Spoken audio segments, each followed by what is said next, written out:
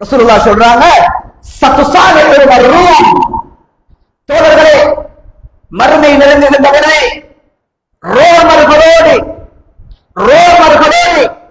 நீங்கள் ஒரு யுத்த நிறுத்த ஒப்பந்தம் செய்வீர்கள். நல்லா பாருங்க இந்த ஹதீஸ். சமகாலத்தில் நடக்கின்ற யுத்தம், சமகாலத்தில் நடக்கின்ற யுத்த ஒப்பந்தங்கள், சமகாலத்தில் நடக்கின்ற 2 நாடுகளுக்கு இடையிலான ஒப்பந்த கைச்சாத்திடர்கள், இதெல்லாம் சேர்த்து ஒரு அறிவிக்கின்ற ஒரு அறிவிப்பு இந்த ஹதீஸ்.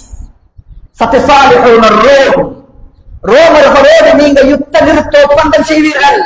சுல்ஹன் ஆமினன், அதுக்கு பின்னால நீங்க யுத்தமே பண்ண மாட்டீர்கள் என்று நீங்க 2 பேரும் சைன் வைப்பீர்கள். ஒப்பந்தமா யாரோட? ரோமர்களோடு. ரோமர் யார்? ரசூலுல்லாஹ்வுடைய காலத்துல ரோமர்கள் என்பது இப்ப உள்ள காலத்துல யார்? இப்ப இத்தாலி, மேற்கத்தியம், ஐரோப்பா போன்ற நாடுகளை குறித்த இடம்தான் ரோமர்கள். அந்த காலத்துல ரசூலுல்லாஹ்வுடைய காலத்துல வாழ்ந்த 2 சாம்ராஜ்யம், ஒன்று பாரிஸ், இன்னொன்று ரோம். ரோம் பாரிஸ் என்று வரலாற்றை சொல்லுவோம். இப்பொழுது பாரிஸ் ஈரான், இப்புள்ள ரோம் இத்தாலி, உக்ரைன், ரஷ்யா, மேற்கத்தியம் எல்லாவற்றையும் அடங்குகின்ற ஒரு பகுதிதான் ரோம். ரசூலுல்லாஹ் சொன்னாங்க, நீங்க ஒப்பந்தம் செய்வீர்கள், யுத்தம் பண்ண மாட்டீர்கள் என்று. அலா அதுவின் மின் வராய்க்கும், இந்த ஒப்பந்தம் எதுக்கு தெரியுமா? உங்க 2 பேரோடையும் சேர்ந்து ஒரு பொது எதிரி வருவான். 3வது தரப்பு. நீங்க 2 பேரும் ஒப்பந்தம் யாருக்கு? எதுக்காக? உங்க 2 பேரோடையும் யுத்தம் பண்ணுவதற்காக ஒரு பொது எதிரி உருவாகுவான். நீங்க 2 பேரும் சேர்ந்து, ஹதீஸ் சஹீஹ் முஸ்லிம்ல பதிவு செய்யப்பட்ட ஹதீஸ். நீங்க 2 பேரும் சேர்ந்து, நீங்களும் ரோமர்களும் சேர்ந்து யுத்தம் பண்ணுவீர்கள். யாரோடு? அந்த பொது எதிரியோடு. ரசூலுல்லாஹ் யாருன்னு சொல்லல. நீங்க நன்றா கவனிச்சா மறுமையுடைய அடையாளங்களை பற்றி ரசூலுல்லாஹ் சொல்லுகின்ற சில தகவல்கள் மூடலான தகவல்கள். அது அல்லாஹ்வுடைய ஹிக்மத். சிலது தெளிவானது, தஜ்ஜால் தெளிவானது, மஹதி தெளிவானது, அது தெளிவானது. சில தகவல்களை ரசூலுல்லாஹ் ஒரு சின்ன அடையாளமாக சொன்னார்கள். அதை தெளிவாக விளங்குகின்ற விளக்கம் சொல்லவில்லை. பொது எதிரியா? இன்றைய ஆய்வாளர்கள் நிறைய பேர் பொது எதிரி யார் என்று ஒவ்வொரு கருத்து சொல்லுகிறார்கள். அது பொருள் பார்க்கும். நீங்கள் பொது எதிரியோடு யுத்தம் செய்ய ரோமர்களோடு கைகோர்ப்பீர்கள். யுத்தம் நடைபெறும். ரசூலுல்லாஹ் சொன்னாங்க, யுத்தம் நடைபெறும். ஃபதுன்சரூன வதக்னிமூன வதஸ்லமூன வதர்ஜிஊன. ஹதீஸ். நீங்கள் வெற்றி கொள்வீர்கள், கனிமத்தை அடைவீர்கள், நீங்கள் சலாமத்தாக ஆரோக்கியத்தாக நீங்கள் திரும்புவீர்கள்.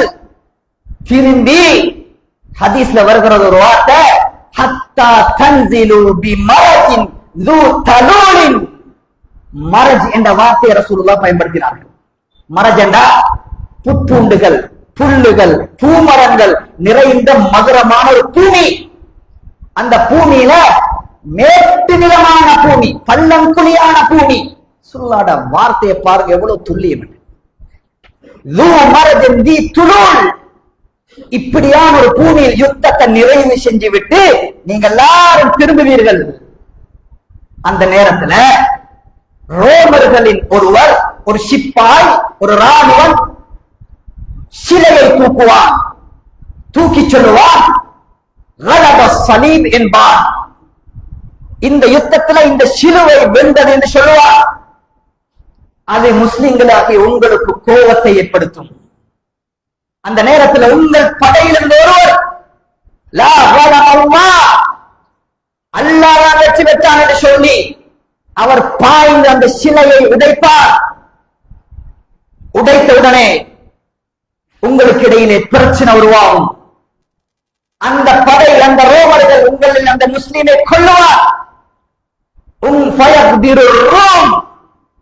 ரோமர்கள் அந்த இடத்திலே வைத்து உங்களுக்கு துரோகம் செய்வார்கள்.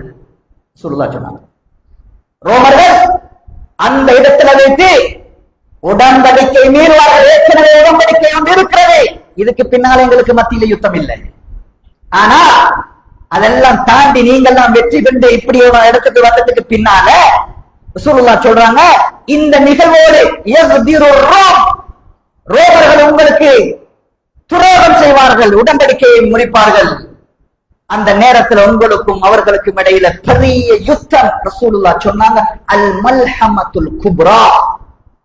மல்ஹமா என்ற வார்த்தையை அறிஞர்கள்ட்ட நீங்கள் கேளுங்கள். மல்ஹமா என்பது யுத்தகலம் அல்ல. ரசூலுல்லாஹ் யுத்தகலம் என்பது எல்லா யுத்தத்துக்கும் சொல்ல பேர். இதுக்கு என்ன சொன்னாங்க? மல்ஹமா.